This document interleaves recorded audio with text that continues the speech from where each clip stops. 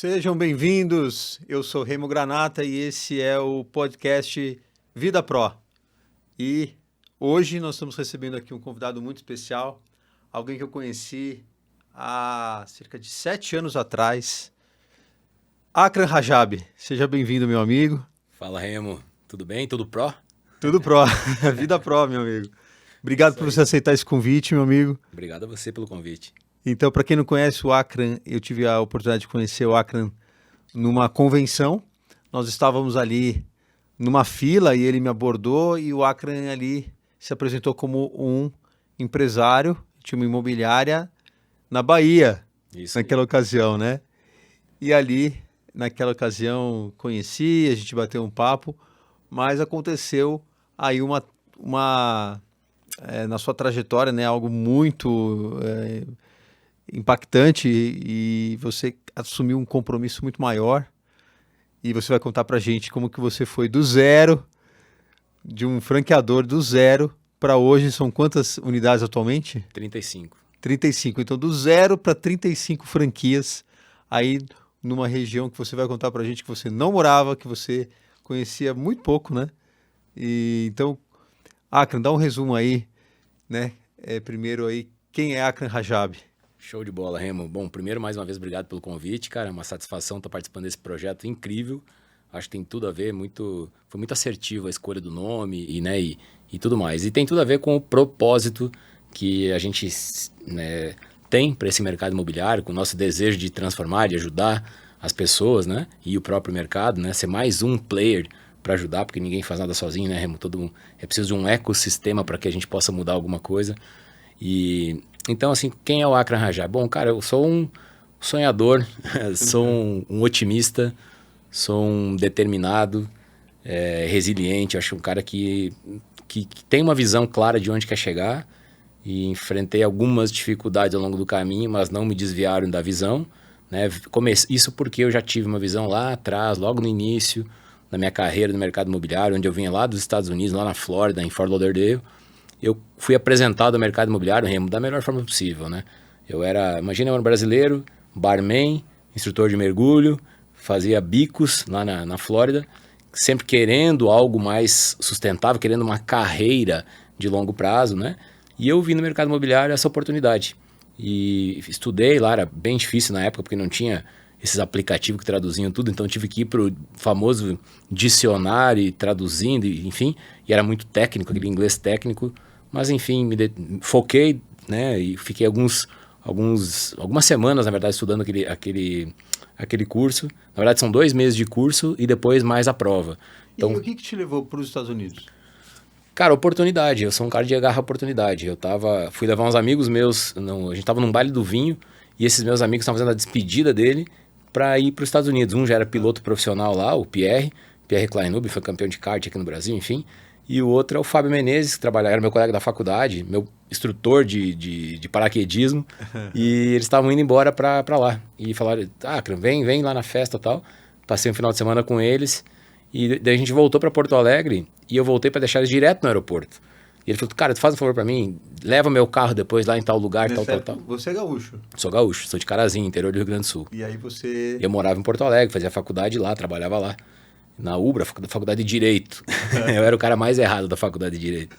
E o que acontece é que ele me convidou para ir, contou toda a história dele, passei o final de semana ouvindo que eles estavam indo para lá, o que era, o que não era, como faziam. E eu estava saturado no meu dia a dia, queria algo novo, queria algo diferente, queria algo mais novos desafios, vamos falar assim. E eles fizeram o convite uma única vez, ou seja, quando eles fizeram o convite, falaram, cara, quer vir para cá? Tem espaço. Eu falei, cara, não, é verdade? É sério? Ele falou, é sério. Eu falei, tá bom, eu quero. E eu falei, agora como que eu faço, né? Eu tinha que arrumar visto, tinha que arrumar passaporte, tinha que arrumar grana. E eu trabalhava com meu tio na época numa loja de cosméticos, né? Uma grande loja de cosméticos, eu cuidava do setor de imóveis, de cosmético, enfim. E fiquei ali uns 4, 5 meses trabalhando, cuidando, fazendo visto, fazendo passaporte, juntando dinheirinho. Só que faltou um pouco de dinheiro. Eu me lembro que eu chamei meu pai e falei, pai, preciso falar contigo, um assunto sério. Ele falou, pode falar. Eu falei, não, tem que ser pessoalmente. E ele falou assim, o que você aprontou? Eu falei, não aprontei nada dessa vez. Vou aprontar. Dessa vez não. Eu falei, mas preciso que você venha a Porto Alegre. Ele chegou em Porto Alegre, levei ele para almoçar num restaurante top lá de churrasco, enfim. Ele falou, tá, e aí? Eu falei, não, eu trouxe aqui para te comunicar que eu tô indo embora. Ele falou, como assim tá indo embora? E a tua faculdade? Eu falei, já tranquei. Para onde você vai? Eu falei, vou para os Estados Unidos. Mas o que você vai fazer lá? Ah, lá eu vou, né, vou deixar a vida me levar. Quero aprender inglês, quero novas experiências, enfim, quero abrir um pouco a mente, a visão. E ele falou assim, e dinheiro? Eu falei, eu já tenho. E passagem? Já comprei. E, enfim, estava pronto, determinado. E ele falou assim, olha, eu vou te falar que eu, quando eu cheguei no Brasil, meu pai é árabe, né, veio de lá, do Oriente Médio, falou assim, eu quando cheguei no Brasil, eu quis ir para os Estados Unidos. E na época me negaram o visto. Depois o teu tio, que é o irmão mais velho, mais novo dele, que é praticamente como se fosse meu irmão mais velho, né, falou assim, teu tio também quis ir, também negaram o visto. E na época eu estava trabalhando com esse tio lá em Porto Alegre. Se tu conseguiu o visto, vai, te apoio. E aí, putz, aí fechou. Aí eu me fui para lá e aí, claro, né? Como tudo parece ser uma maravilha, você chega lá, você fala, bom, e agora tô aqui, né? E agora? Por onde eu começo? E sem inglês, você né? Você chegou direto em Fort Lauderdale? Direto em Fort Lauderdale. Foi uma história bem bacana porque eu tava com esse meu amigo, Fábio, e ele esqueceu o telefone na casa de um outro cara. E eu cheguei lá às 6 da manhã, era pra ele estar me esperando no aeroporto. E cheguei lá, não tinha ninguém me esperando. Eu fiquei, era 6, 7, 8, 10 horas, 11 horas da manhã, ninguém me esperando. Eu perdido no aeroporto de Miami, sem falar inglês. Primeira vez nos Estados Unidos? Primeira vez nos Estados Unidos. Falei, caraca, e agora? Aí tento, ligo. Aliás, não conseguia nem ligar, porque eu pegava o telefone pra ligar. Na época era orelhão, e dizia, isso foi em 98. E dizia assim... O orelhão falava com a gente, né? Uma vozinha assim, please deposit 35 cents. E eu não entendia o que dizia. Por favor, deposita 35 centavos. E aí eu vi que passou uns brasileiros. Aí eu tentava assim, falei, poxa. Aí eu vi uns brasileiros, falei, cara, você me ajuda a fazer uma ligação? Dele, claro, o que você precisa? Eu falei, preciso ligar para esse número. Ele falou, Barbada, coloca 35 centavos e liga. Eu falei, poxa vida, beleza. Eu falei, agora de onde é que eu arrumo 35 centavos? Tinha levado notinha de $100, assim. Aí eu fui nos restaurantes para trocar, dizia assim, change, e os caras, no change. Change, no change. Aí na terceira, para bom brasileiro, eu falei, cara, apontei para um negócio que parecia um pastel lá, uma empanada, uma Coke, one, please. E o cara me apontou, me deu o refrigerante e aquela comida. Eu já dei uma mordida nela, já abri o refrigerante, tomei um gole, dei os $100, ele falou, no change. Eu falei, tipo, agora, te vira. Aí ele me encheu de moeda, mas enfim, consegui fazer a ligação. E aí um outro cara atendeu, que é o Mauro, um grande amigo, estava lá agora, 2 semanas atrás, estava lá na casa dele, lá na Flórida. E ele falou, cara, você é brasileiro? Ele viu pelo meu sotaque, né, que eu tava gaguejando assim. Falei, sim, sou brasileiro. Eu falei, cara... Tu que é o Akran? Eu falei, isso, sou eu que sou o Akran.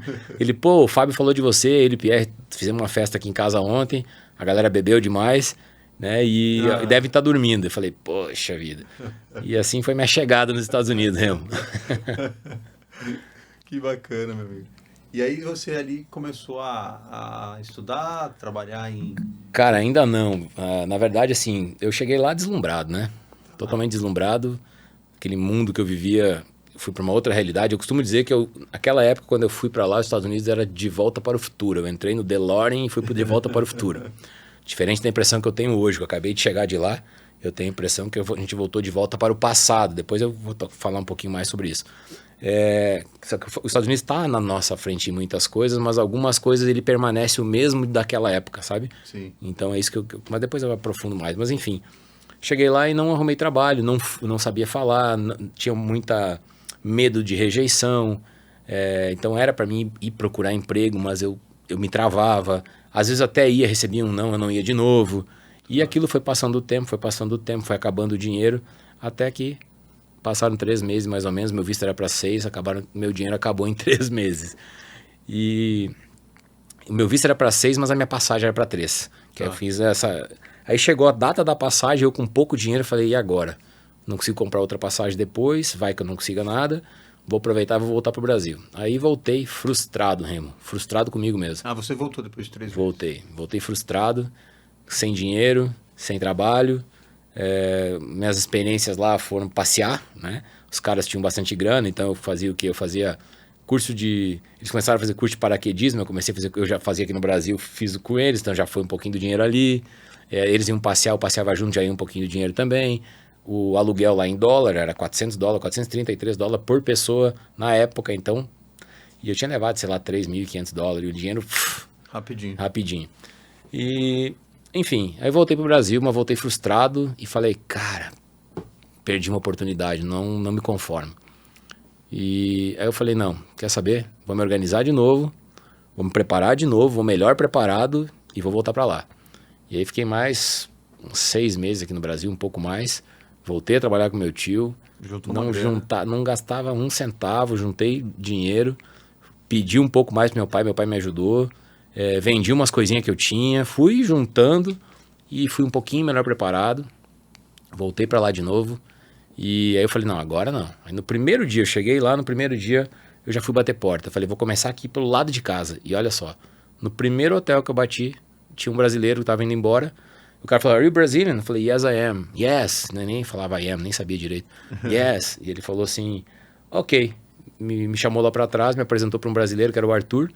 Tinha 2 brasileiros, na verdade. E um deles, o cara falou assim, o Arthur tá indo embora, ele é de Recife, tá voltando para Recife. Você quer ficar no lugar dele? Eu falei, yes, já. Vou ficar no lugar. O que ele faz? Não me interessa. Quero. E é legal que era um hotel Sheraton e era...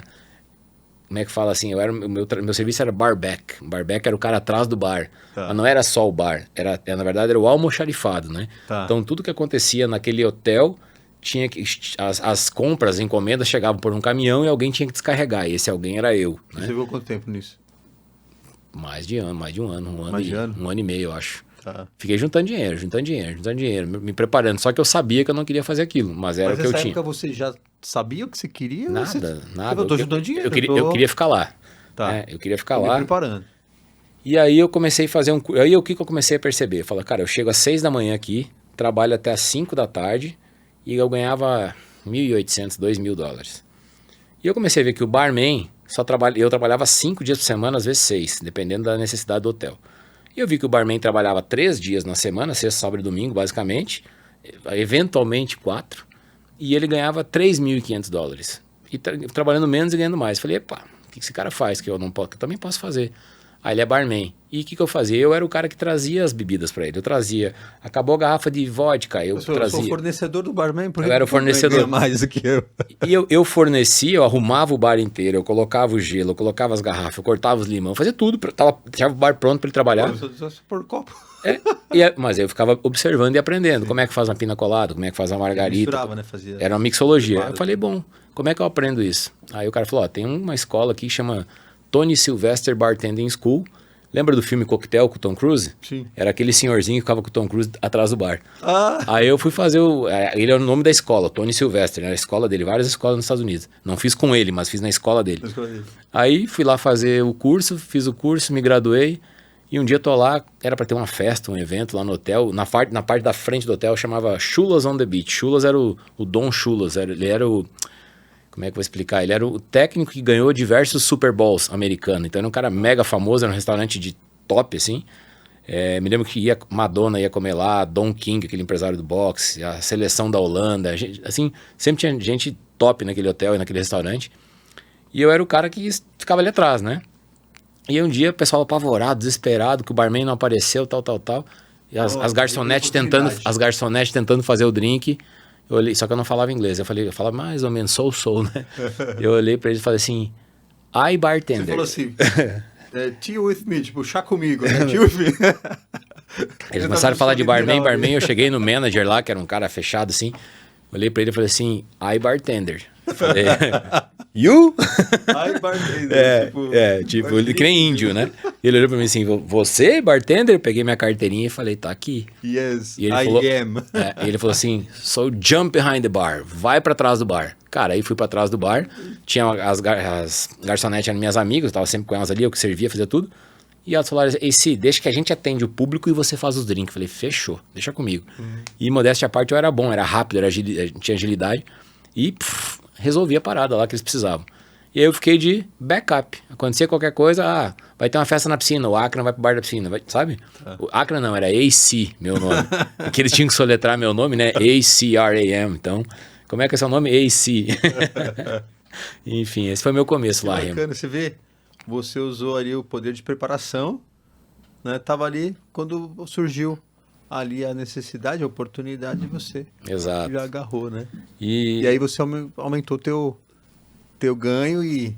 aumentei meu ganho, aumentei minha visibilidade, vamos falar assim. Conheci muita gente ali no bar. Começa a conhecer Relacionamento. E um dia um cara me falou assim, cara, você é barman, por que você não faz um curso de mergulho?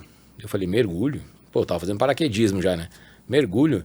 Ele falou, aqui na Flórida tem muito cara com embarcações legais, iates e tal, e o pessoal adora fazer festas privê. E de repente você pode, se você fizer um curso de mergulho, você pode servir eles de noite, né? E ainda se acontecer alguma coisa, lá, enroscar uma rede no barco, você pode ir lá e tirar a rede, porque você sabe mergulhar e tal. Limpar casco, essas coisas. Eu falei, interessante. Por que não? Fui fazer o curso. Comecei a fazer o curso, comecei a me apaixonar pelo curso, enfim, me tornei instrutor de mergulho.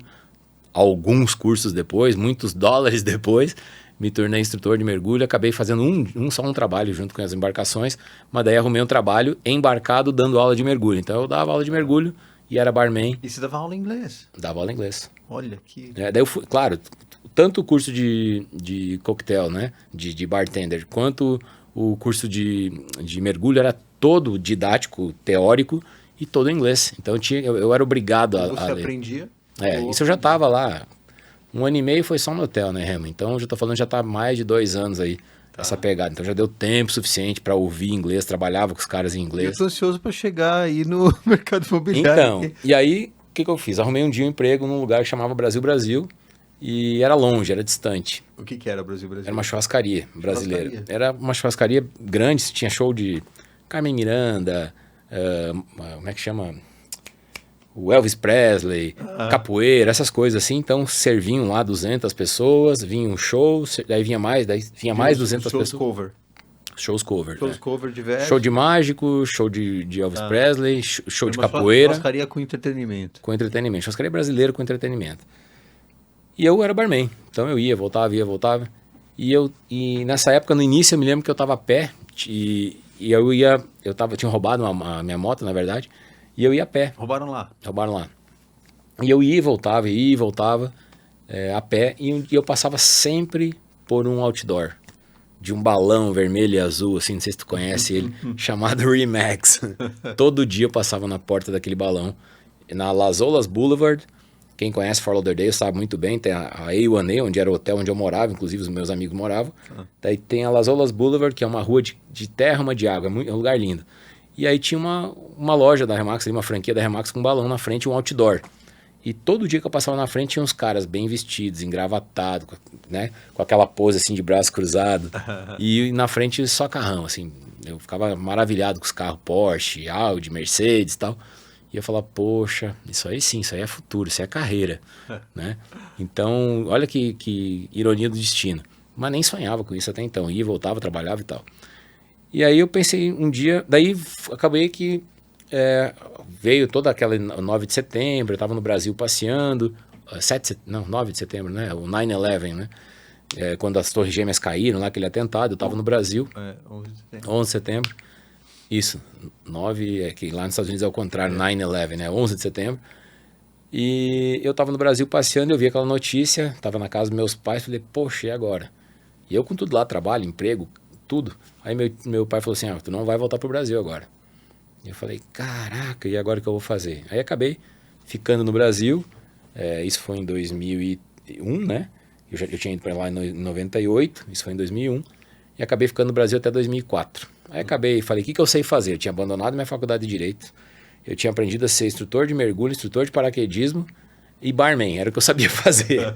E aí eu falei, cara, mas aí fiquei com esse bar e tal ali, chamava Sloppy Joe's, que é uma cópia de um bar que tem lá em Key West. Eu até tava lá agora 2 semanas atrás, fui lá no bar em Key West, onde eu tenho uma tatuagem na perna desse bar, tudo.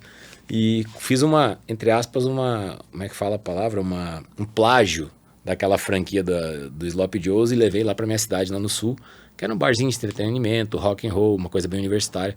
E foi bem legal, assim, foi super legal, toda a minha galera da época, foi bom, mas noite, né? Noite é cansativo. E eu cheguei a um ponto que eu falei, cara, não aguento mais. E eu fiz esse bar, assim, com pouco de dinheiro que eu trouxe de lá, achando, e meio que eu preciso fazer alguma coisa, sabe? E quando você precisa fazer alguma coisa, às vezes você faz cagada, né? Porque eu saí me afobando para fazer alguma coisa. E meu pai tinha um terreno, que era um terreno parado. Então você retornou Retornei ao Brasil. Montou esse bar. Tive que achar alguma coisa para fazer, né? Não tinha... Eu voltei a estudar Direito, né? Mas eu não estava formado, não ia ganhar minha vida com isso. Falei, como é que eu vou viver? Instrutor de mergulho, instrutor de, né, de paraquedismo ou... Nem era instrutor de paraquedismo, era paraquedista, nem era instrutor. Instrutor de mergulho, paraquedista ou barman. Falei... Você é empreendedor. Empreendedor, né? Eu falei, como é que eu vou sobreviver? Eu falei, cara, eu vou botar um bar na minha cidade. Aí fizemos o bar foi super legal, bombou por 3 anos, 4 anos. E só que saturou, assim. E um dia eu falei, bom, agora já passou essa loucura lá dos Estados Unidos, vou voltar para lá. Aí voltei para América e falei, o que eu vou fazer agora? E aí eu já não estava mais nesses meus amigos, eu já tinha casado, já estava morando em outro lugar. Eu arrumei num outro espaço para morar com outro amigo que tinha ido lá comigo, já tinha se mudado para outro lugar, lá para norte, Miami Beach, perto de Aventura. Fui morar com ele, num lugar mais simples e tal.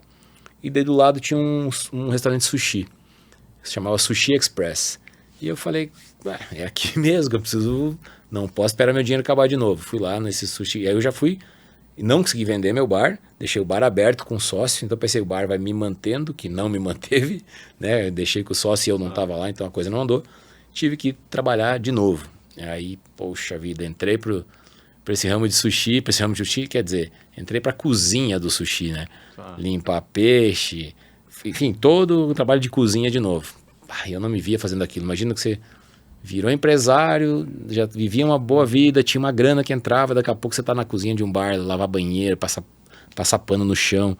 Eu falei, não é isso que eu vou fazer de jeito nenhum. E agora já sabia falar inglês e tal, me defendia. Falei, precisa arrumar alguma coisa legal. E aí ali perto tinha uma escola que chamava Gold Coast School of Real Estate. E eu passei na frente e falei, cara, vou ver qual que é desse negócio aqui.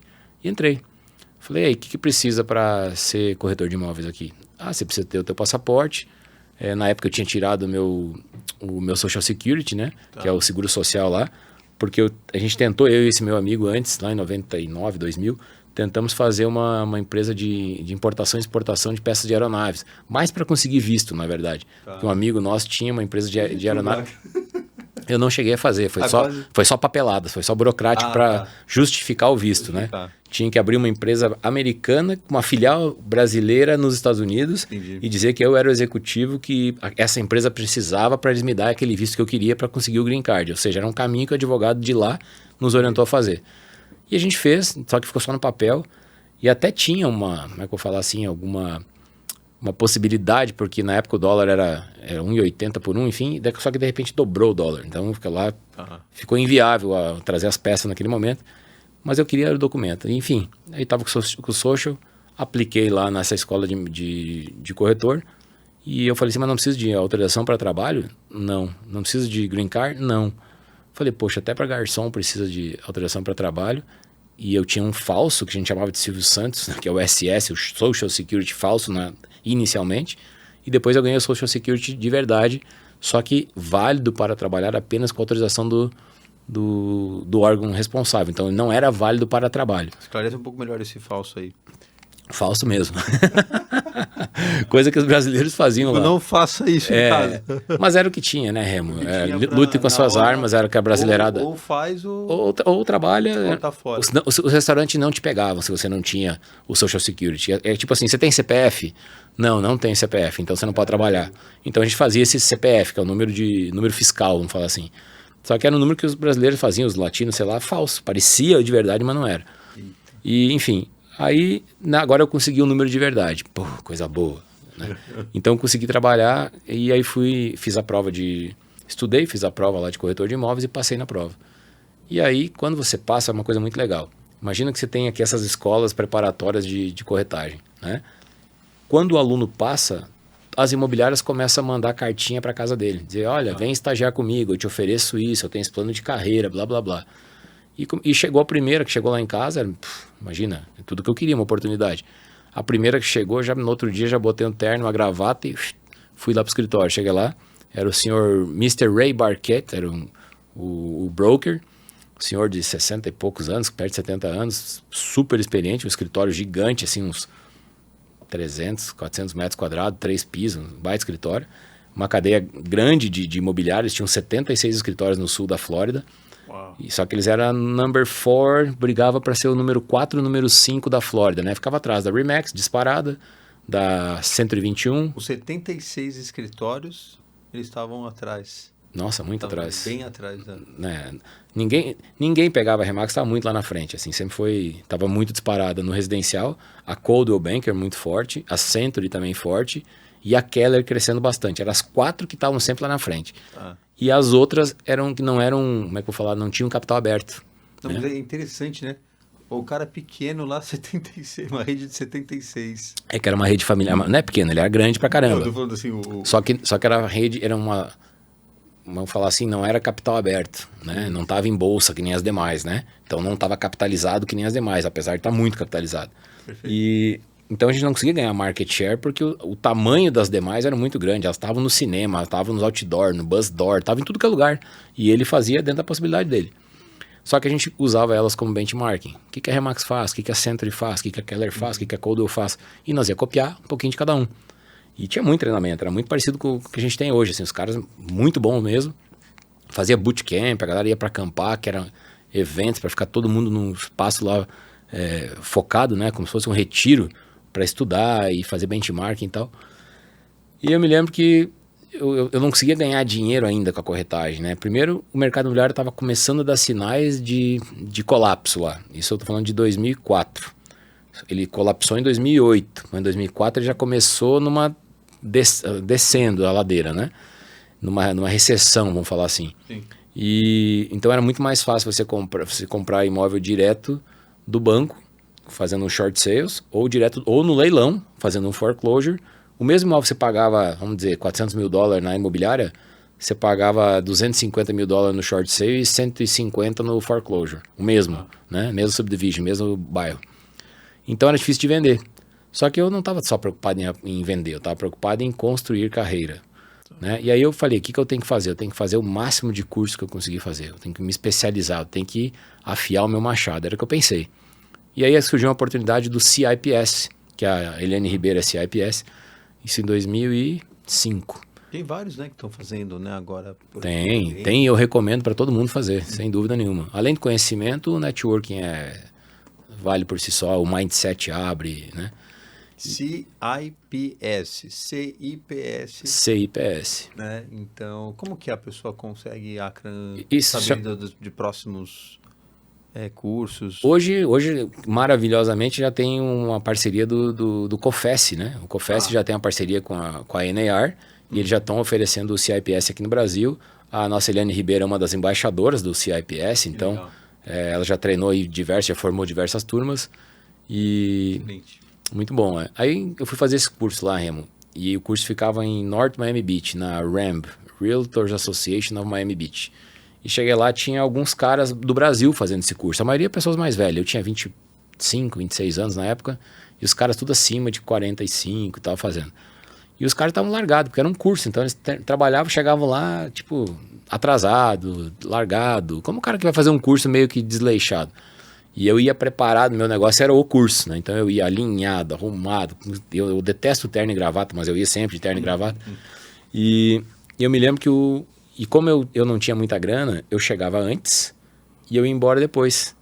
E como eu estava a pé, né? Foi nessa época que roubaram minha moto, não foi na anterior, perdão. Foi nessa que roubaram minha moto. Eu falei, cara, como é que eu vou chegar lá? Eu comprei uma motinha de $250, aquelas 50 cilindradas, sabe? Pra não andar a pé. Aí Quase uma mobilete, assim. tipo uma joguezinha daquelas. Mas eu falei, como é que eu vou chegar de terno e gravata um curso CPS internacional com uma motinha 50 cilindradas? E aí, como é que eu fazia? Eu chegava antes, escondia ela lá atrás. Ela vai 1 milha antes. Escondia ela lá atrás e vinha a pé, tal, todo na pimpa, né? E aí passava alguém e falava assim, pô, o helicóptero atrasou essa vez, viu? Nem tanto, né? Não precisava nem de helicóptero, um carrinho já era suficiente naquela época. Mas moleque, começando a vida, começando a carreira sem faturamento na época. Mas com muita determinação, com muito foco, né? E aí eu falei, cara, o que eu vou fazer? Eu vou ficar aqui. Tinha um coffee break gigantesco. Falei, eu tinha dificuldade com a língua, a parte técnica, de novo a parte técnica, a técnica do barman, a técnica do mergulho, a técnica do paraquedismo e a parte técnica da corretagem, né?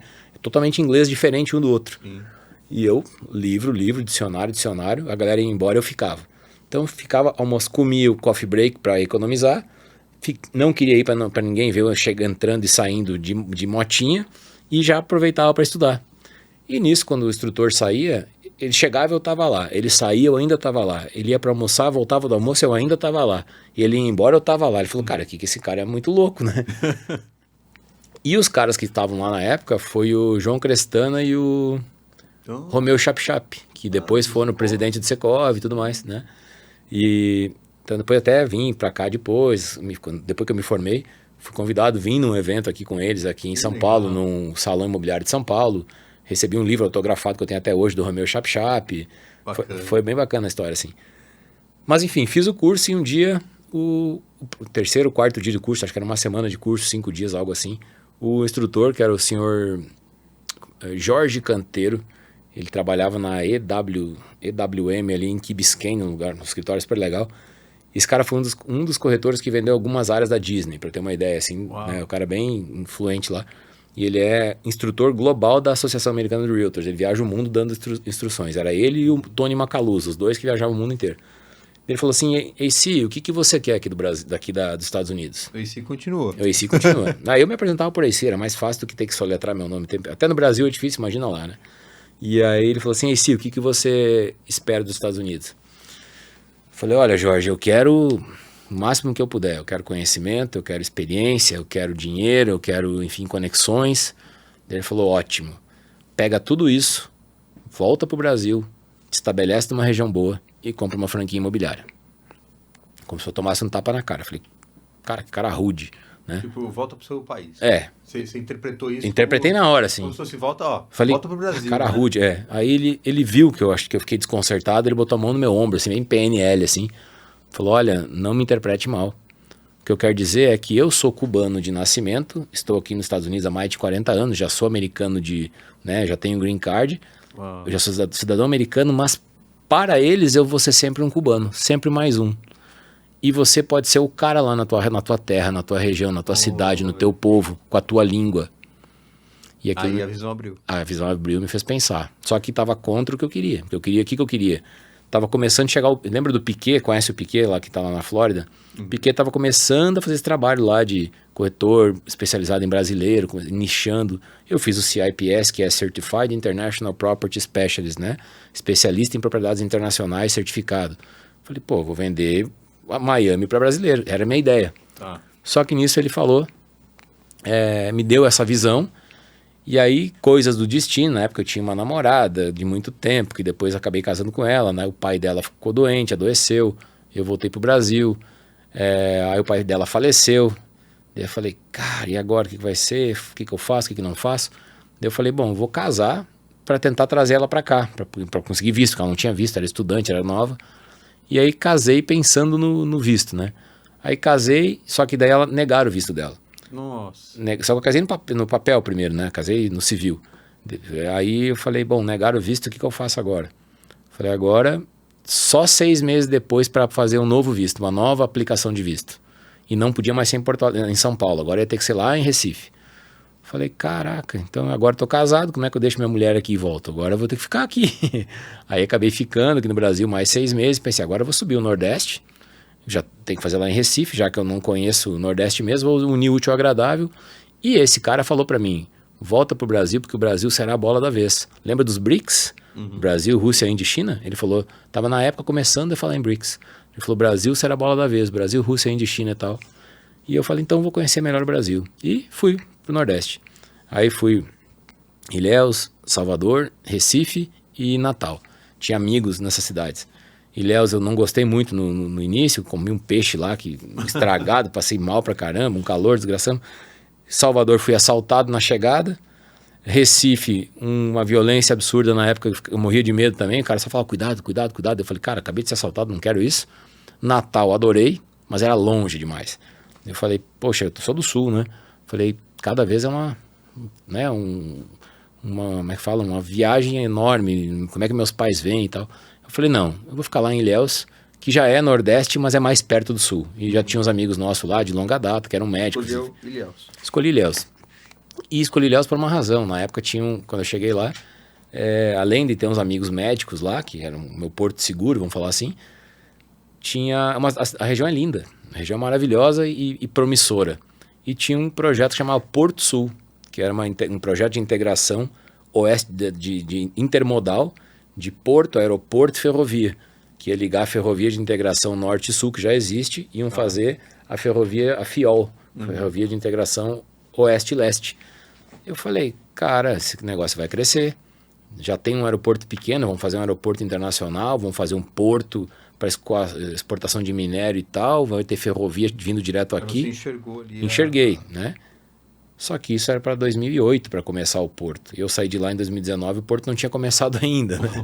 Brasil, sendo Brasil, né?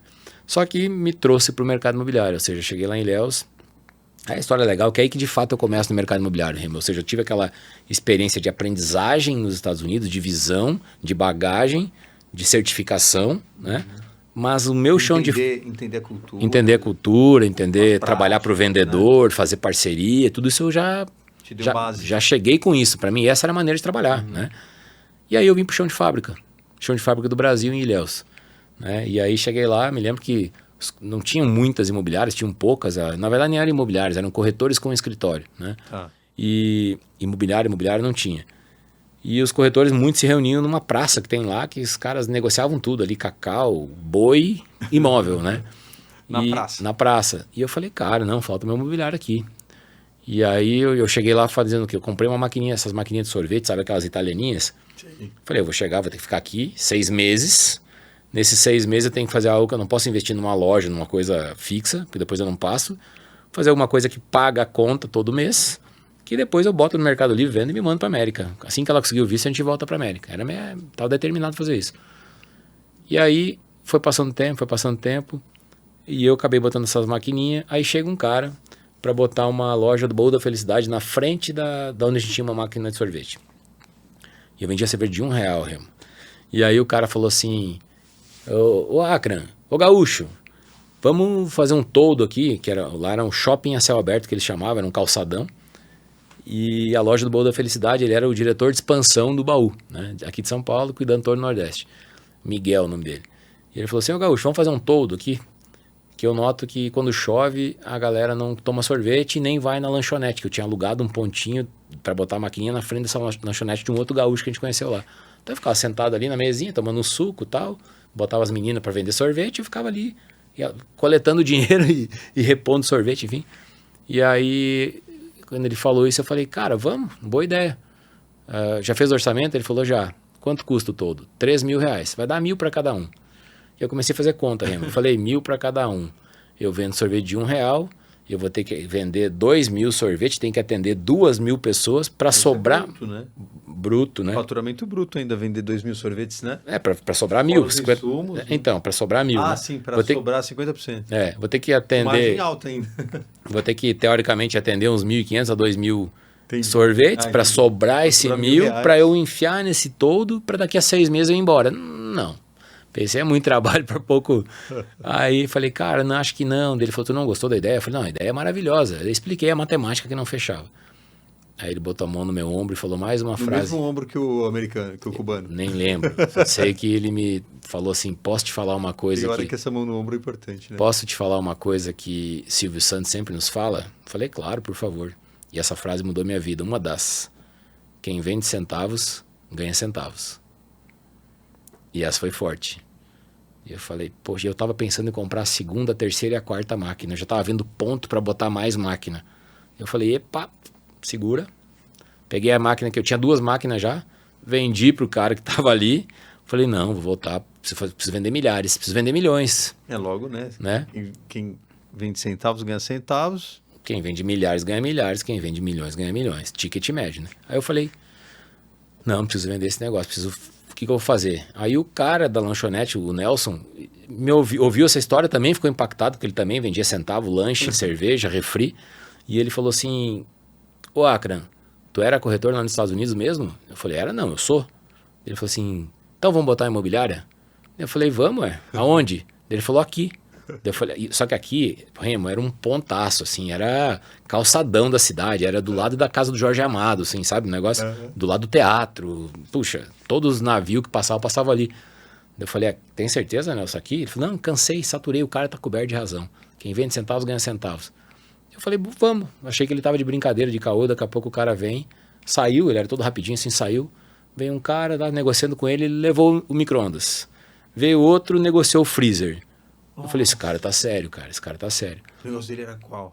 Lanchonete. A lanchonete. Eu tinha uma lanchonete que fazia um ano que ele tinha. Já foi vendendo as Fazia um ano que ele tinha lanchonete, tava montadinho. Mas para montar a imobiliária no mesmo ponto. No mesmo ponto da lanchonete. Uau.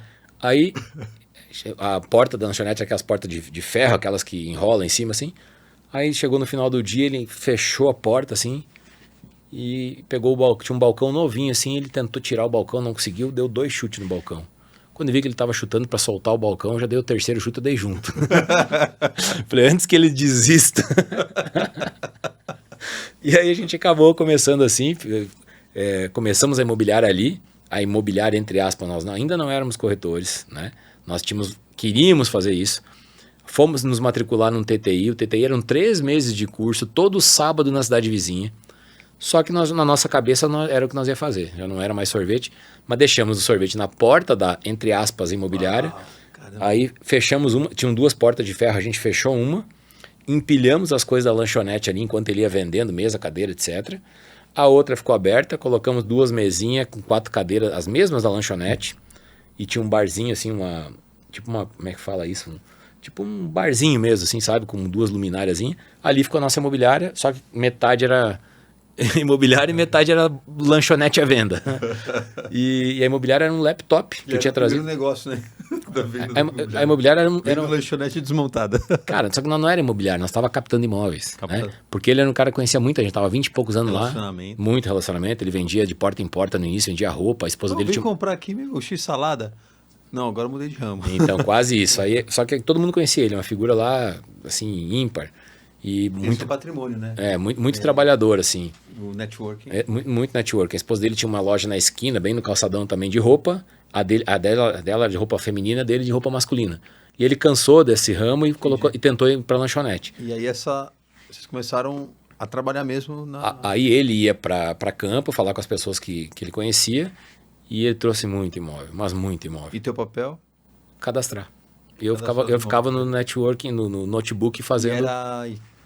Tinha um nome Fizemos um site, né? Pegamos um programador na época, compramos um template pronto, aí fizemos um domínio Residência Bahia. Residência Bahia.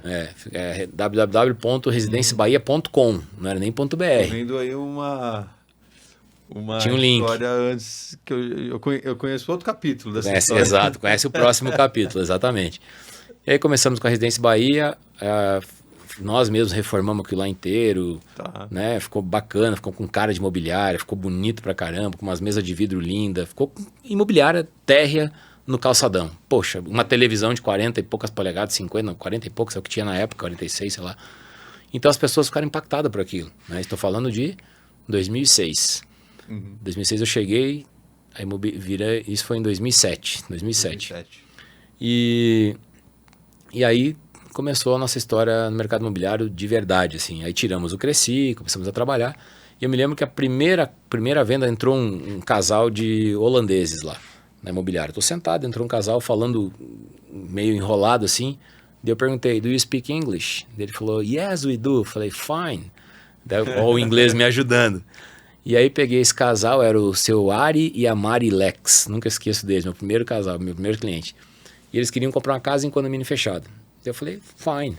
Peguei, fui falar com um amigo nosso que morava no condomínio fechado. Ele tinha como é que fala?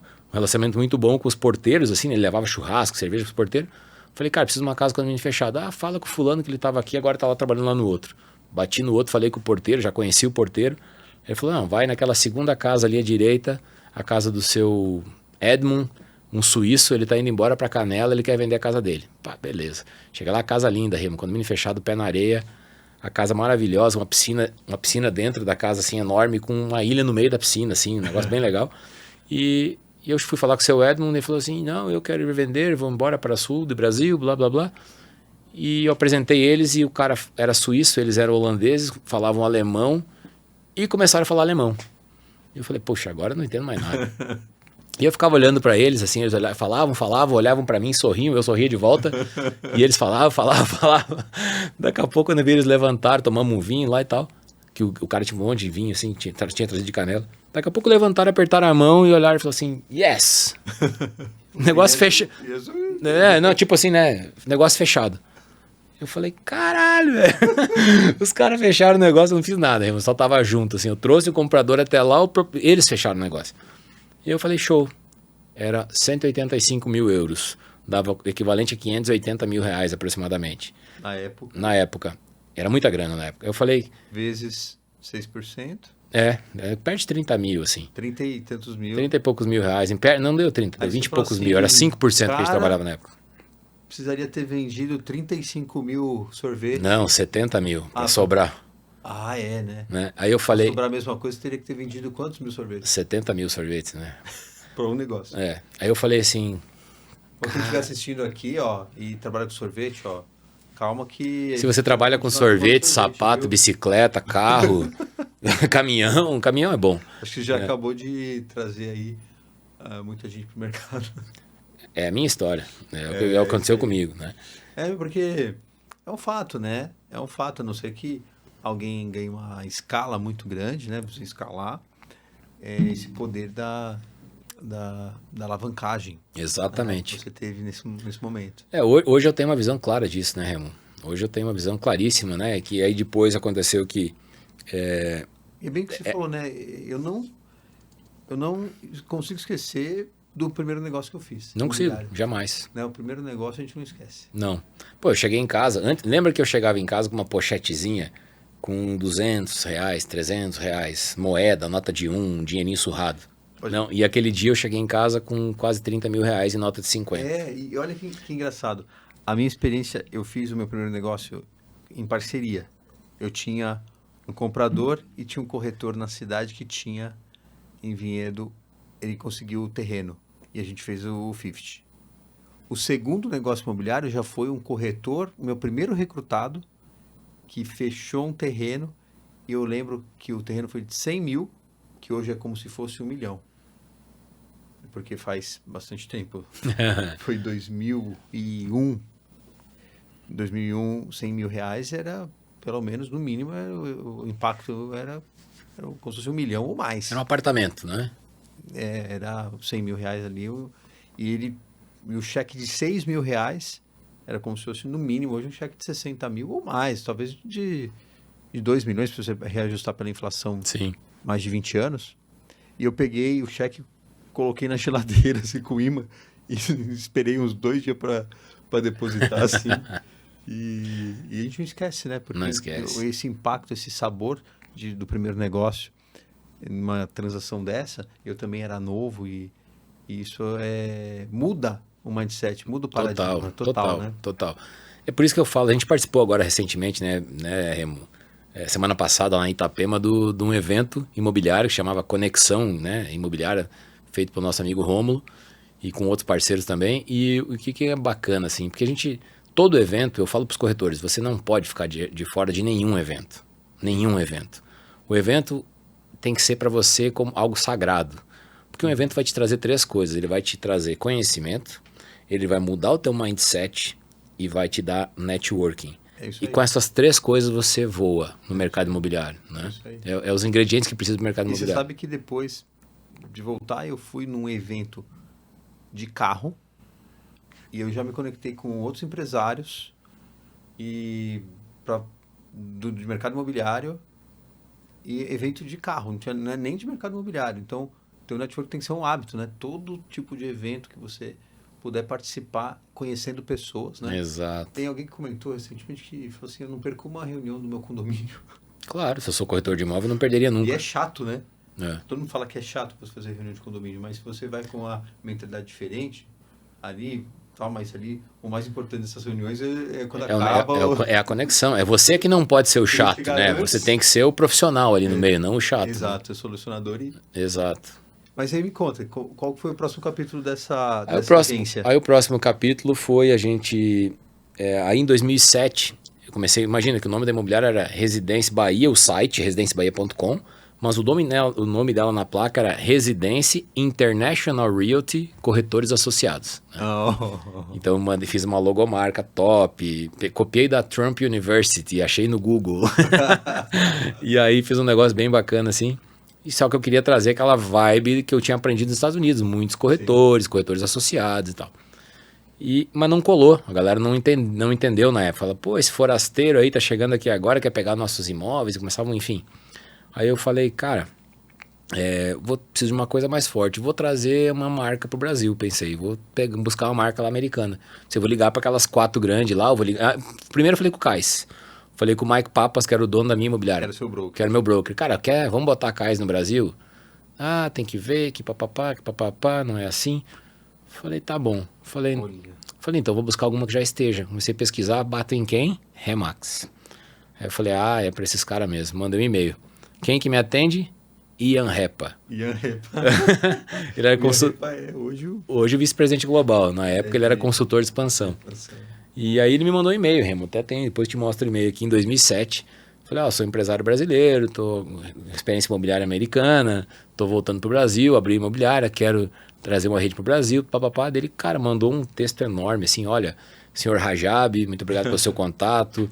O Brasil foi recentemente selecionado como um dos países que nós queremos implementar nossas franquias. Estamos, nesse momento, buscando pelo candidato ideal.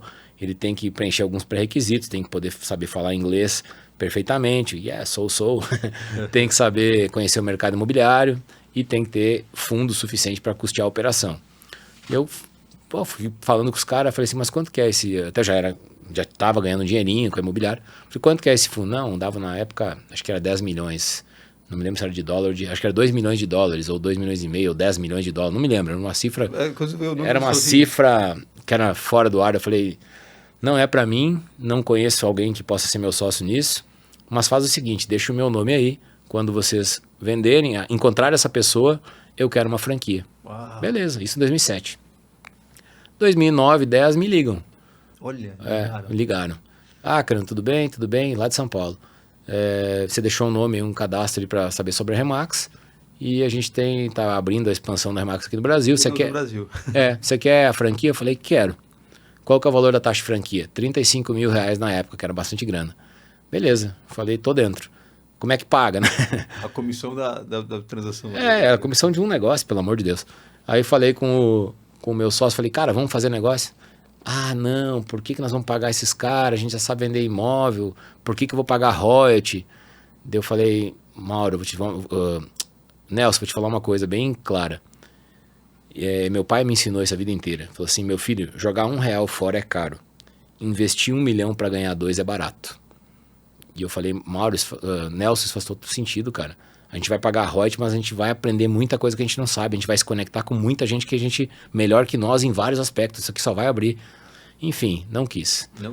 Não quis. Eu tinha acabado de abrir um correspondente caixa que eu vendia. A gente já tinha exclusividade para alguns empreendimentos. E a gente fazia toda a parte correspondente. Então, como eu tinha esse segundo escritório do lado da caixa, pequenininho, um pouquinho maior que essa sala aqui. Falei, tá bom, então vamos separar. Você fica com a estrutura, tudo pronto. E eu levo o nome, o Residência. E aí fui lá e botei a Remax Residência. Residência. E comecei com a Remax em Ilhéus. 2012 era isso já, 2012. E 2011. Meu contrato 2011. Abri em 2012, mas meu contrato foi 2011. E aí começamos a trabalhar devagarinho, a secretária veio comigo, a Jaqueline, o Evandro veio comigo, que era um amigo também, trabalhava com a parte dos sorvetes também tinha umas máquinas de sorvete, era meu sócio nos sorvetes, veio trabalhar comigo como corretor, e começamos ali pequenininho, trabalhamos com um dos construtores que era meu parceiro até hoje, o Henrico, da SSN, a gente acabou começando um trabalho juntos, e aí chegamos a ter 23 corretores lá, se tornamos a maior imobiliária da cidade, tínhamos exclusividade de vários empreendimentos, tudo indo maravilhosamente bem até 2014. 12, 13, 14, maravilha, tudo crescendo. 2014, crise pegou em cheio a Bahia. A crise do funding, acabou o dinheiro, a taxa de juros subiu, o crédito ficou caro, o crédito ficou escasso, não existia crédito no mercado, né? Tinha aquele problema como é que chamava lá, da Basileia, né? Que não tinha lastro. E aí nós trabalhávamos com imóvel de primeira residência. Falei, bom, primeira residência é crédito, não tem outra forma de os caras comprar. E aí, o mercado ficou ruim, o telefone parou de tocar do dia para noite. Assim, nós tinha a maior imobiliária da cidade, demanda, do dia para noite parou de tocar o telefone. Falei, e agora? O que eu vou fazer? Aí comecei a viajar, e eu ia em todas as...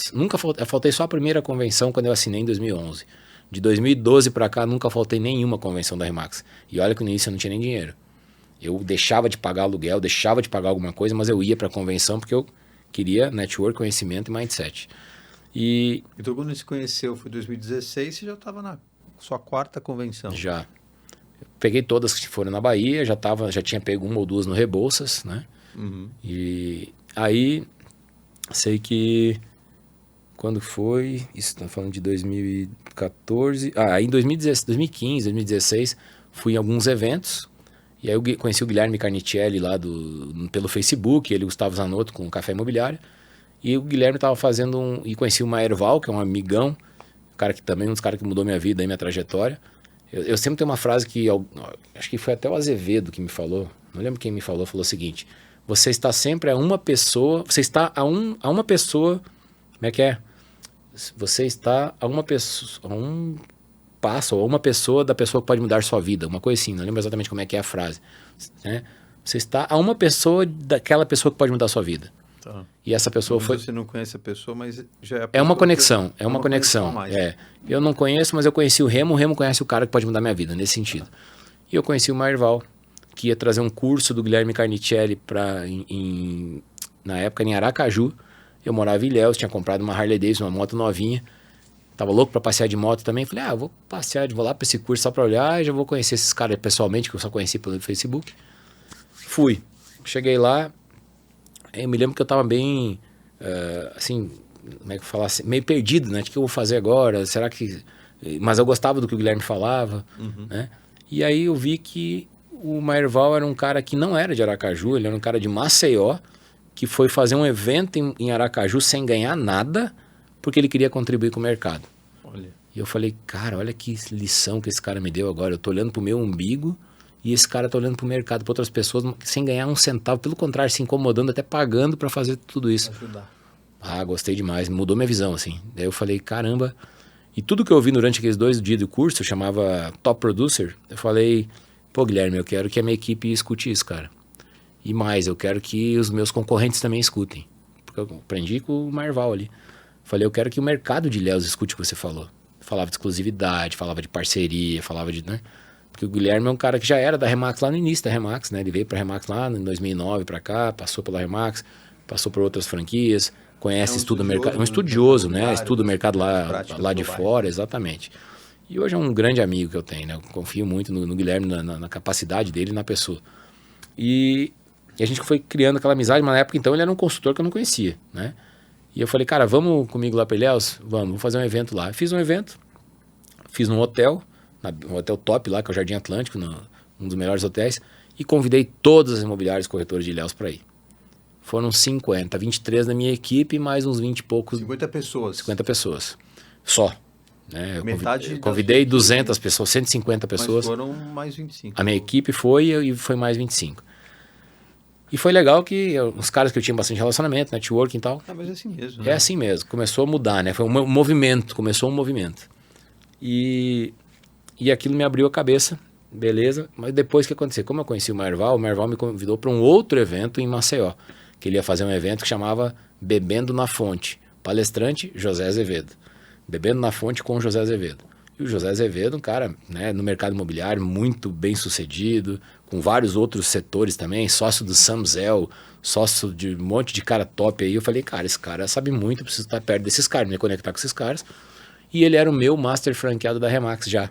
Tá. Só que eu só conhecia ele do palco da convenção, porque eu chegava nas convenções, não tinha muito networking, eu estava lá ilhado, né? A Remax não é o que ela é hoje, nem perto.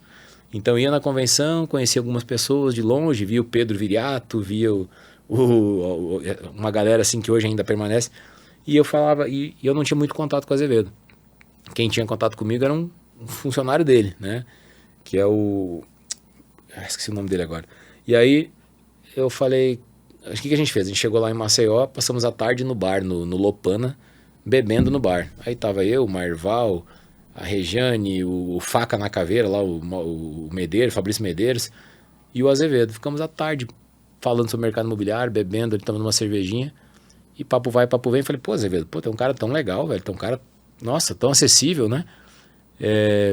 Como é que a gente nunca se falou antes? Né? Ele falou, pois é, Acre, tá num bom franqueado lá, nunca te visito, tem uns caras que mais performa, porque tinha uma construtora ali que também me ficava junto. E, né, a gente acabou nos falando. E aí eu até falei assim, cara, eu tinha vergonha, eu não sabia o que falar com vocês, eu não conhecia ninguém. Ele falou, cara, eu vou te dar uma dica aqui então. Quando tu conhecer uma pessoa, que é um palestrante, seja quem for, que tu acha que conhece mais do que você determinado assunto, se você não tiver o que falar com ele, você fala sempre as mesmas perguntas. Você pergunta para ele assim, ô Remo, se você começasse hoje a tua carreira, o que foi primordial pro teu, o que tu não faria e o que foi primordial pro teu sucesso? Pô, o cara vai te dar só o suco. Faça isso e não faça aquilo, né?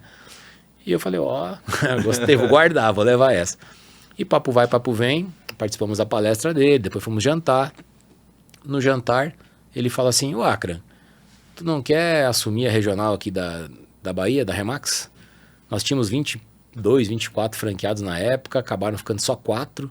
Eu, o Kerley, eu em Ilhéus, o Kerley em Porto Seguro, os meninos da Oeste lá em, né, o Joab e o Ronilson, lá em Barreira, e mais um cara em Vitória da Conquista. Eu falei, cara, acho que não, porque eu já tô, sei lá, na época, imagina, eu saí em 98, basicamente, do Brasil. Isso já tô falando lá de 2016, né? Sim. Já tava bom tempo, 18 anos, sei lá quanto tempo longe de casa. Falei, eu tô querendo voltar para perto de casa, tô querendo voltar pro sul, porque se eu já, com imobiliário, eu já não visito a minha família já uma vez por ano, 2 no máximo, imagina com a regional, né? Mas me fala do negócio, me fala, eu quero saber mais do negócio. Daí ficamos falando sobre o negócio. Falei, cara, me interessa pro sul. E aí ele fez a ponte com o Hernani, no outro dia o Hernani me liga, daí ele falou, passei teu nome lá, teu nome foi aprovado. Aí, tem que ir para São Paulo falar com o Hernani. Liguei para o Hernani, cheguei lá na Remax Brasil, já era onde é hoje ali. O Hernani falou assim, cara, o Rio Grande do Sul eu não tenho, eu acabei de fechar o Rio Grande do Sul com um cara que chama Thiago Medeiros, então vai conhecer, uma figuraça. Aí me ligou, me botou no telefone com o Thiagão lá e tal. Falei, não, então o que tem aberto? Santa Catarina e Paraná. Falei, não, então Santa Catarina, porque eu já conhecia um pouco lá, fui criado lá basicamente, meu pai tem imóvel lá a vida inteira, já tinha apartamento lá, tu conhece, tu ficou lá. Aí eu falei, não, Santa Catarina. E aí ele falou, cara, e a Bahia? Precisamos resolver a Bahia. Falei, cara, a Bahia tem um amigão lá, um cara fera que é o Kerley. Vamos ligar pra ele. Já liguei pro Kerley, já botei o Kerley em contato com o Hernani e assim foi a minha história na regional. Uau!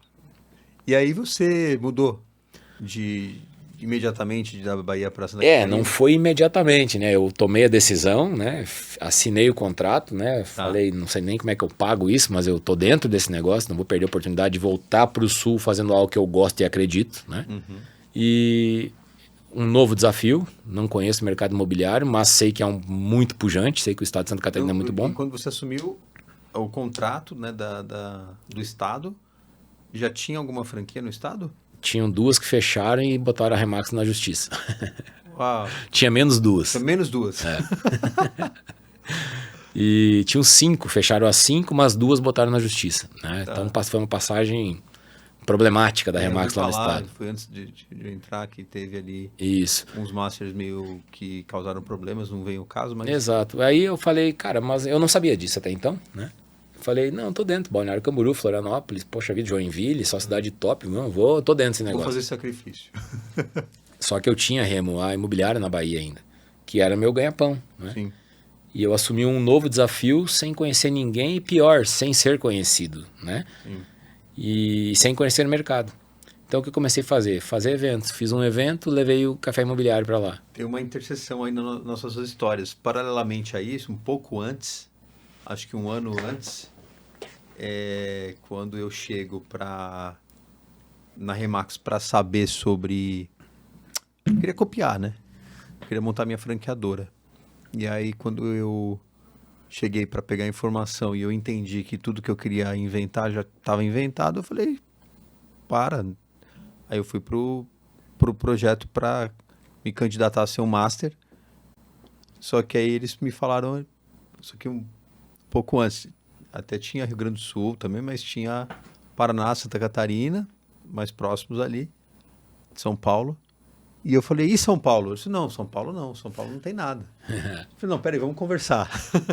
Não, São Paulo é da Remax Brasil, não, você tem que escolher um estado, não tem massa que não seja estado. E aí eu não aceitei por não ter aceitado. Na verdade, eu tinha considerado Santa Catarina. Olha só. Também. Estava bem propenso a tomar a decisão mesmo, a pegar esse desafio. Mas veio muito forte a vontade de ficar com um pedaço de São Paulo, né? E aí eu não que eu insisti, toda a sua história ali, né? Teu relacionamento. E aí eu questionei muito eles. Por que não? Me explica por que não. E aí nessa de explicar por que não, eu falei, gente, vocês querem crescer em que velocidade? Né? A Remax Brasil, né? Eu consigo fazer um trabalho na minha região. Se eu mudar para Santa Catarina, eu vou ser um desconhecido. Aqui, eu acelero. Eu já tenho um legado, aqui uma história. Aí eles gostaram, foram lá discutir, e aí eu fui o primeiro a quebrar um estado, né? Que foi um pedaço do estado de São Paulo, que foi a regional originalmente de Campinas, e Santa Catarina ficou te esperando. É isso aí. Nada é por acaso, né, Remo? É isso aí. E eu costumo dizer que é que nem a cadeira de um juiz, a cadeira tá lá. Pega ela quem for determinado de chegar nela. E aí, por quanto tempo você demorou para se mudar ainda como regional? Então, eu assinei dia 21 de outubro de 2016 esse contrato, né? Só que eu só fui pisar em Santa Catarina pela primeira vez no verão ali. Fui pro verão para conhecer, mas não fiz nada, só fui passear, visitar minha família. E falei, não, vou fazer um evento aqui. Aí falei com o Guilherme, com o Zanotto, falei, vamos fazer um café imobiliário lá em Balneário Camboriú. Aí aluguei um espaço, fizemos um primeiro evento em Balneário Camboriú. Aí colocamos lá 150 pessoas por aí. Começamos a falar... Aí já era 2017? 2017. Abril 2017. Primeira pisada profissionalmente falando. Entendi. Né? Aí fizemos esse evento, não gerou muito resultado. Galera meio cética. Qual foi a primeira franquia, a data da primeira franquia? 2017 também. Em Itapema, um cara, poxa, muito errado. Primeiro que eu era um cara comercial, sou um cara comercial. Venho do comercial, eu precisava vender algo, né? E eu vendi a franquia para um cara que comprou 2 franquias. Ele era um construtor, incorporador, dono de hotel e comprou 2 franquias. Tinha dinheiro para comprar, vendia muitos imóveis dele para argentinos. 2017. 2017. Aí não ficou, né? Não. E quando foi o próximo que... 2019. 19. Novembro de 2019. Você, na verdade, você considerou, né? Você tinha me falado que praticamente 19 que você considera... O meu início é novembro de 2019. Dia 28 de novembro de 2019. Quer dizer, novembro de 20, 21, 22... 3 anos e tem pouquinho. 3 anos e pouco, que praticamente foi de 0 em 3 anos. Foi de menos algumas, porque daí o que eu fiz? Eu vendi 6 lojas e dessas 6 eu fechei 5. De 2017 a 2019 eu vendi 6. Vendeu errado, Vendi errado, completamente errado. Né? Perfil errado. Perfil totalmente. Hoje eu entendo de um pouco mais do franchising, né? E entendo que a venda de franquia é uma não venda, é uma seleção. Né? Que você não selecionou, você vendeu. Não selecionei, eu vendi. Entendi. Exatamente. O cara não tinha tempo pro negócio. Né? Mas o momento que você realmente entendeu ali o que você tinha que fazer, impressionante que em praticamente 3 anos, 35 unidades, né? Sim. E no mercado que não tinha. Não tinha. Não tinha. Acabei de voltar de lá e eu, conversando com seus familiares, você tem um relacionamento de confiança muito, muito forte ali com, pelo menos quem eu já vi ali, que te considera ali um líder, um mentor, realmente alguém que influencia ali diretamente no sucesso dele pessoal. Né? Sem dúvida.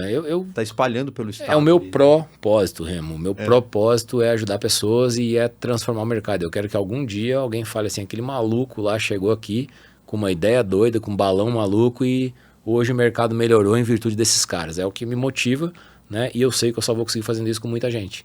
Sozinho. Eu vi o gráfico lá da regional, né? O crescimento. Tá exponencial. Quantos por cento? 2.900 e poucos por cento. 2.900% de crescimento em 3 anos. Em 3 anos. Parabéns, meu amigo. Obrigado. Parabéns. Parabéns para eles, né? Que é o trabalho deles também. E vamos falar um pouco sobre isso, meu amigo. Quando a gente vê aí esse Vida Pro, eu queria que você falasse o que te vem Vida Pro. Cara... O que é Vida Pro para você? Primeiro que é vida. Acho que é a primeira coisa, né? Eu sou um cara que gosta de viver, né?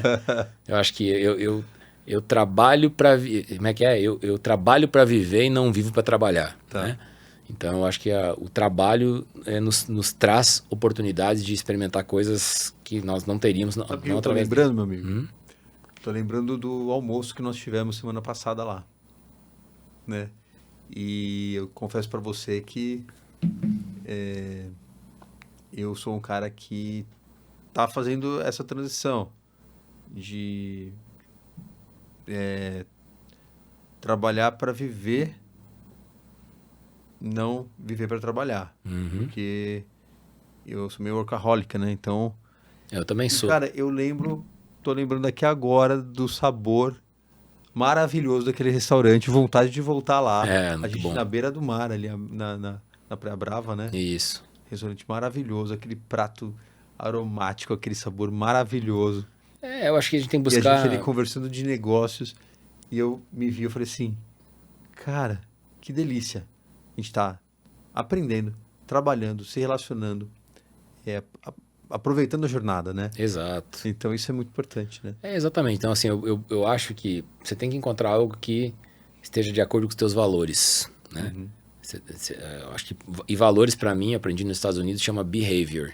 E behavior são comportamentos. Então, o teu comportamento está adequado, há sinergia com isso. Eu me lembro que um dia um cara me apresentou isso da seguinte forma. Pegou uma mão, assim, dessa forma, e falou assim, esse aqui são os valores da empresa. Aí você vai lá e traz esse cara para a empresa, essa mulher para a empresa, que tem outros valores. Aí você trabalha, tenta e se esforça para tentar endireitar os valores. Olha o desgaste. Não vai rolar. Você vai ter que pegar alguém assim ou assim. Não pode pegar alguém assim, Fica... né? E eu falei, se o cara não entender, primeiro, hoje o que eu entendo? Hoje qual que é a tua visão? Qual que é o teu propósito? O que você quer de futuro? Né? Onde você se enxerga daqui a 5 anos, daqui a 10 anos? O que te motiva? Qual que é o teu porquê? Né? Essa é a primeira coisa que eu quero saber.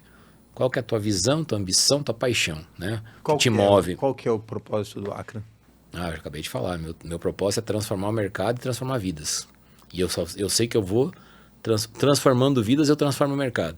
Né? Eu sei disso. E transformando o mercado, eu também transformo vidas. Então, fica aquele... Né, Eu vi tua palestra ali, né? Foi interessante que no evento você palestrou de manhã, eu palestrei à tarde. Você falou de parceria, você está até aí com a camiseta, né? camiseta. Eu visto essa camisa. E à tarde eu vi falar de práticas de representação e exclusividade. Sim. E casou muito bem ali, né? Mas fiquei impressionado que quando você palestrou, você foi ali bem contundente ali na questão. Você não floreou, você não enfeitou. Você foi em fatos, dados. O pessoal ficou assim, né? Quando você falou da quantidade do livro dos recordes, né? Que um corretor... Você pode citar essa parte? Claro. Que eu achei muito interessante. Isso. Não sei se você tem de cabeça ali os números, mas eu fiquei extremamente impressionado. Ben Cavalheiro é o nome dele, né? Ben B-N... É como se fosse Cavalheiro, mas com a letra B, Cavalheiro, com 2 L's. Ben Cavalheiro. Ben Cavalheiro. Ele é o detentor do Guinness dos Records como o maior realtor dos Estados Unidos, né? O que mais vende imóveis. Ele quebrou esse recorde, ele bateu o recorde por 3 vezes, né? Ele quebrou o próprio recorde 2, né? Em 2016 ele vendeu 3.558 imóveis, alguma coisa assim. Em 2018, 5.821. E em 2020, 6.000 e alguns, que eu não me lembro exatamente o número. Uau. E isso só foi possível graças à parceria, graças ao MLS, ao Sistema Múltiplo de Listagens. Sim, porque foi legal que você começou a perguntar, fala um número alto aí de venda de imóveis. O pessoal, 20, 30, 50... Num ano, né? Quanto que ano. um corretor consegue vender num ano? Não, chuta mais. Alguém falou 500. É. Daí quando você falou assim, do recorde, eu não sabia. É impactante aquilo ali, né? Eu falei, uau! E por quê? Poder de parceria. Parceria. Mercado maduro. É. Né? Então, até abrindo um pouco esse tema, né? Que eu acho que o Brasil merece. Né? O mercado merece essa evolução. De para que tentar todo mundo ganhar sozinho se os próprios profissionais podem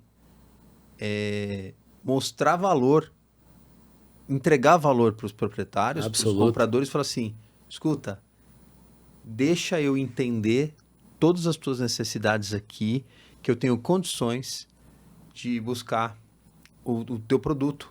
Porque eu vou falar com N corretores do mercado, eu vou selecionar e vou trazer para você. Representando o comprador. Exato. E do outro Ou lado, vice-versa. E do outro lado. Né? o corretor. Pensa comigo, Remo, eu costumo falar assim, cara, o cara é médico, é empresário, cuida de uma empresa, sei lá, quantas horas por dia essa pessoa tem para cuidar da compra e venda do imóvel dele? Ele está cuidando da empresa dele, da família dele. Ele tem, sei lá, sábado disponível, né? Ele vai lá 2, 3 horas no sábado, algumas horas. Ou seja, quantas horas um bom corretor profissional especializado tem para cuidar da venda do imóvel dele? Exatamente. 8, 10, 12 por dia. Né? Quantas pessoas esse cara que é médico conhece no setor imobiliário? E quantas esse corretor especialista conhece no setor imobiliário? Então, uma vez que eu te entendo e eu te represento, eu vou para aqueles players que eu sei que tem perfil de clientes para o teu imóvel. Ou perfil de imóvel para o teu, né? Ou Se o cara é o comprador. Resumindo, corretores, imobiliárias, se virem para ajudar os clientes. Exato. Unam-se Partilhem, para ajudar né? os clientes e Partilhem. parem de lutar e brigar por egoísmo para tentar ganhar tudo sozinho. Porque enquanto vocês fazem isso, aí isso força os clientes a fazerem negócios entre eles. Você expele os clientes, porque vocês ficam todos numa confusão. Tem dados disso, né, Remo? Hoje eu fui visitar um imóvel e deu para perceber que tinha gente que foram até mais corretores lá e primeira vez que eles estavam indo. Pois é, não conhecia o imóvel. Não julgo, não dá tempo, no mercado... Eu também já fiz isso, eu fiz muito isso. Não dá. Eu era o corretor ator, né? Eu interpretava, assim, esse imóvel, esta é a sala, né? Não conhece, nunca foi lá.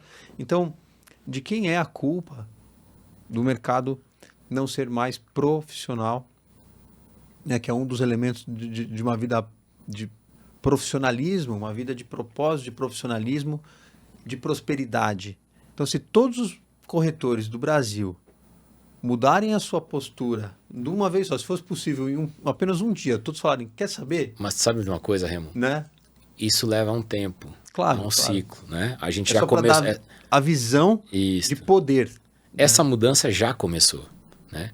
Empresas como a Remax e outras, agora está chegando a Keller, a Century já está aí, outras empresas brasileiras já estão copiando e se adaptando, fazendo a mesma coisa, porque eu tive o prazer de trabalhar, a oportunidade de trabalhar nos Estados Unidos naquela época, né, na década de 2000. Né? Você começou aquela época aqui no Brasil, eu comecei lá nessa época. E só para você ter uma ideia o quanto esses caras estão mais avançados do que nós, naquela época nós já usava Zoom. Naquela época nós falávamos em vídeo, não falávamos mais em foto profissional, não era mais tour virtual. Tour virtual já estava deixando de lado, era vídeo. 2004, 5 e 6. Hoje nós falamos de... Ano passado, com a pandemia nós começamos a falar de Zoom. 4, 5 anos atrás ou menos começamos a falar de vídeo. Até hoje falando de vídeo. E tem corretor que ainda não faz vídeo. Sim. Então o mercado americano está 20 ou 30 anos na frente do mercado brasileiro. Uhum. Tem um porquê, tem um fato. Eles tiveram acesso ao crédito antes. Né? Aqui no Brasil foi mais ou menos com o advento da alienação fiduciária. Uhum. E aí despejou dinheiro no mercado, né? E o mercado, fruto disso, se profissionalizou. As construtoras foram aprendendo a lançar produtos, as imobiliárias estão aprendendo a ser imobiliários, os corretores estão aprendendo a ser o trabalho do corretor, ou seja, de forma de alta performance, de forma de entregar o máximo serviço mesmo, de forma de ser representante do seu cliente, comprador ou vendedor. Né? Eu acho que isso é um caminho natural e sem volta, porque o mercado todo, no planeta inteiro, já vai nesse caminho, não vai ser no Brasil, que ele vai estar na contramão. Eu não acredito nisso. Sim, é processo de conscientização, por isso que você falou tanto da importância de termos eventos de qualidade, onde tem reflexão, onde todo mundo começa ali a repensar o que faz, os porquês, usar exemplo. Agora, eu me lembro que em 2016... todos os exemplos que a gente dava de melhores práticas tinha que recorrer ao exterior. Portugal, Argentina. Não, porque lá em Portugal eles fazem isso, na Argentina eles fazem, olha os resultados dos corretores de fora. Não tinham referências no Brasil de corretores que trabalhavam nas melhores práticas de representação e valor agregado, era tudo, e tinha que pegar essa carona lá fora. Começou a ter os primeiros ali, jamais, pelo menos que eu, na minha experiência, 2018, começou a ter os primeiros 19. Então, hoje tem centenas ou milhares de corretores com sucesso que dão exemplo, que inspiram, que ensinam. E a cada dia mais. Tem gente que entrou no mercado imobiliário faz 3 meses. 3 não, por causa do Cresce, mas eu digo assim, pessoa que pegou o Cresce há 3 meses e já está performando mais do que muita gente com Remo, eu tenho vários exemplos hoje em Santa Catarina, graças a Deus. Tenho exemplo dentro de casa, né? Eu tenho exemplo de pessoas como a própria Fabrina, que está há 2 anos e 6 meses, 5 meses no mercado imobiliário, já faturou quase 2 milhões de reais. Tem exemplo como o Fernando, que entrou no mercado há 1 ano e 2 meses, faturou quase 900 mil reais no primeiro ano como corretor, né? Tem N exemplos, a Luciana, N exemplos. Então, pessoas que não eram corretores de imóveis. E que eles consideram muitas vezes que eles estão começando, né? Eu costumo falar o seguinte para eles, eu falo assim, vocês estão no... Quem está no 2º para o 3º ano, está no 5º para o 6º semestre, né? Eu falo, isso aqui é uma faculdade, tá? Se é uma faculdade, a carreira... Quanto tempo demora para construir uma carreira, Remo? Nossa. Normalmente 5 anos só para habilitação. Sim. Vai fazer direito, 5 anos. Vai fazer administração, 4 anos. Vai fazer medicina, 8 anos. Então, para você ter uma habilitação, vai demorar 8, 10, 16 semestres. A habilitação aqui é rápido. É 6 meses, 8 meses. A carreira vai demorar pelo menos 2 anos para você começar. Ou seja, primeiro ano é estágio. Do primeiro para o 2º é maturação. A partir do 2º é colheita, né? Só que você já consegue colher antes até. Eu acabei de citar casos aqui que as pessoas estão colhendo antes. Imagina quando estiverem, entre aspas, formadas daqui a 5 anos, né? Nossa. Agora, acho que a falta de compreensão de alinhamento de expectativa em relação à carreira, de olhar esse mercado como mercado de oportunidade, mercado de dinheiro, e achar que é um mercado de dinheiro fácil, e achar que é um bico, é um trampo, não é, é uma carreira. E o cara que não alinha essa expectativa, ele se frustra. Sim. Porque se ele não ganhar dinheiro em 6 meses, ele sai e vai fazer outra coisa. Aí eu te pergunto, meu querido, você fez direito? Fiz. Por que você não abandonou no primeiro semestre? Ou você ganhou dinheiro no primeiro semestre? Não, você foi ganhar dinheiro no 10º semestre. Nem no 10º, no 10º você ganhou habilitação. Você foi ganhar dinheiro no 18º semestre, às vezes. E aqui você quer ganhar no primeiro, queridão, né? Vamos alinhar a tua expectativa, né? Vamos trabalhar para construir mindset, networking, relacionamento, conhecimento, se tornar conhecido, e o resto vai ser gradual, o resto vai ser natural. Excelente. Meu amigo, estou muito feliz. O tempo voou aqui no episódio. Adoro ouvir as suas histórias. Uma vez a gente foi lá de Las Vegas para o Grand Canyon. Sim, você foi contando outras histórias de amigos e tudo, e eu me lembro. E se aceita um próximo convite aí para a gente fazer Com toda certeza. Vamos fazer. E queria que você encerrasse com algumas 3 dicas aí para quem tem aí um propósito e que quer fazer uma diferença, né? Digo assim, quem tem um propósito ou às vezes não está tão claro ainda, ou acha que encontrou seu propósito, que dica que você dá para essa pessoa que está ali, que está no meio do caminho ali? Ela ainda não está tão... Ótima pergunta. Mas ela está na dúvida de que eu acho que eu encontrei meu propósito, mas às vezes eu não tenho isso com tanta clareza assim nesse Perfeito, ótima pergunta. Eu acho que a primeira coisa é encontre o seu porquê, né? Em outras palavras, encontre o seu propósito. O que te motiva? Por que você faz o que você faz? Qual que é o teu sonho? Qual que é o teu desejo? Você quer dar uma vida melhor para os seus pais, para os seus filhos, para você mesmo? Quer viver grandes, né, sonhos? Enfim, ache o seu porquê. Isso vai te manter motivado, vai te fazer iniciar, sair da inércia, né? E também vai te dar uma resiliência maior, porque você vai ter uma visão fixa de onde você quer chegar. Mesmo que você tenha que lavar prato, mesmo que você tenha que fazer sushi, mesmo que você tenha que fazer, né, ser barman, seja lá o que for que eu fiz, mas eu tinha uma visão de onde eu queria chegar. Acho que esse é o primeiro ponto. Segundo procure fazer algo que você gosta, né? Não faça pelo dinheiro, faça por algo que tem a ver com os teus valores. Se tiver de acordo com aquilo que você acredita, e valores, como eu falei antes, é comportamento, os teus comportamentos vão te levar ao alcance disso tudo, né? E terceiro, esteja conectado com as pessoas certas, porque as pessoas certas vão te levar para cima, as pessoas erradas vão te levar para baixo, e eu acho que isso faz toda a diferença, Remo. Fez na minha vida. Excelentes dicas. Muito bom, está registrado, não está anotado, mas está registrado, né? A gente vai poder compartilhar, né? E esse é o propósito aqui de nós estarmos aqui realmente de compartilhar através de histórias para pegar esses comportamentos que levam realmente aos objetivos. E tua história, assim, você vê que você não tinha aquela plena clareza exatamente o que você ia fazer, mas você queria transformar, você queria evoluir, você queria sempre fazer o teu máximo. Você usou essa palavra, né, lá no começo. O que você quer quando te perguntaram? E você falou assim, eu quero o máximo. Né? E hoje, por ironia aí da vida, né, você carrega aí uma marca que tem esse propósito de entrega máxima, né? E você está impactando aí, são centenas e centenas... 415 pessoas hoje na rede, né? E está só no começo, quando a gente vê o potencial sem dúvida. da tua região. Hoje são 35, daqui a alguns anos são 350 unidades. E isso vai fazer, porque a gente vê o que acontece no mundo inteiro.